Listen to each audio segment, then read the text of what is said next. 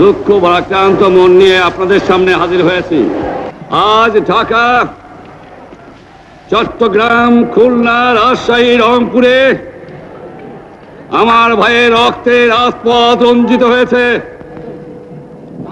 আজ বাংলার মানুষ মুক্তি চায়, বাংলার মানুষ বাঁচতে চায়, বাংলার মানুষ তারা আজ তার অধিকার চায়।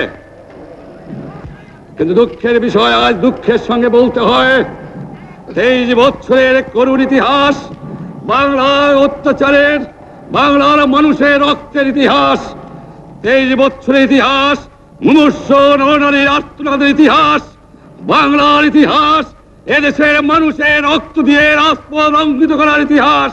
1952 সালে রক্ত দিয়েছি, 1954 সালে নির্বাচনে জয়লাভ করেও আমরা গদিতে বসতে পারি নাই। 1958 সালে আইয়ুব খান মার্শাল ল জারি করে 10 বছর পর্যন্ত আমাদের গোলাম করে রেখেছে। 1967 সালে 6 দফার আন্দোলনে 7ই জুনে আমার ছেলেদের গুলি করে হত্যা করা হয়েছে। 1969 সালে আন্দোলনে আইয়ুব খানের পতন হওয়ার পরে যখন ইয়াহিয়া খান সাহেব সরকার নিলেন, তিনি বললেন দেশে শাসনতন্ত্র দেবেন, গণতন্ত্র দেবেন। আমরা মেনে নিলাম। কি পেলাম আমরা? আমার পয়সা দিয়ে অস্ত্র কিনেছি বহিঃশত্রু আক্রমণ থেকে দেশকে রক্ষা করার জন্য। আজ সেই অস্ত্র ব্যবহার হচ্ছে আমার দেশের গরিব দুঃখী নিরস্ত মানুষের বিরুদ্ধে, তার বুকের উপরে হচ্ছে গুলি। আমার 25 তারিখে অ্যাসেম্বলি কল করেছে, রক্তের দাগ শুকায় নাই। আমি 10 তারিখে বলে দিয়েছি যে ওই শহীদের রক্তের উপর দিয়ে পাড়া দিয়ে আরটিসিতে মুজিবুর রহমান যোগদান করতে পারে না। অ্যাসেম্বলি কল করেছেন, আমার দাবি মানতে হবে। প্রথম, সামরিক আইন মার্শাল ল উদ্ধার করতে হবে। সমস্ত সামরিক বাহিনীর লোকদের ব্যারাকে ফেরত দিতে হবে।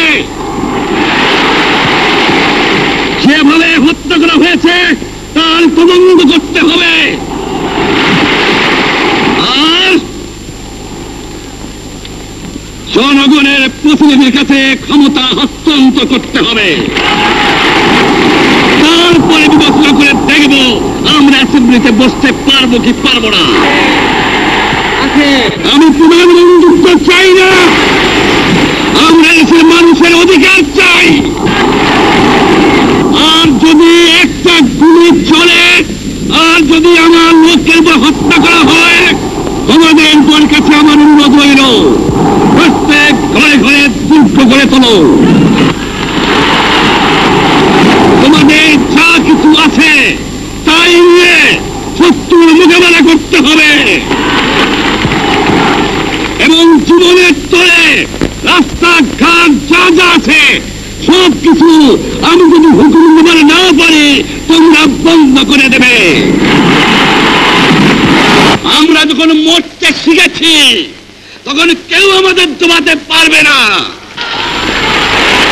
তোমাদের যা কিছু আছে তাই নিয়ে প্রস্তুত থাকো। মনে রাখবা, রক্ত যখন দিয়েছি রক্ত আরো দেবো, এদেশের মানুষকে মুক্ত করে ছাড়বো ইনশাআল্লাহ। এবারের সংগ্রাম আমাদের মুক্তির সংগ্রাম, এবারের সংগ্রাম স্বাধীনতার সংগ্রাম।